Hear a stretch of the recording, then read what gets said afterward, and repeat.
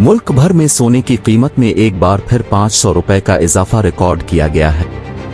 Al Pakistan gems and jeweller association के मुताबिक मुल्क भर में फी तोला सोने की कीमत में 500 रुपए का इजाफा रिकॉर्ड किया गया, जिसके बाद फी तोला सोना 2,42,000 का हो गया। इसी तरह 10 ग्राम सोना 429 रुपए इजाफे के बाद 2,07,476 रुपए में फरोख्त हो रहा है। दूसरी जानिब आलमी बाजार में सोने का भाव $8 इजाफे के बाद $2,328 फी औंस है।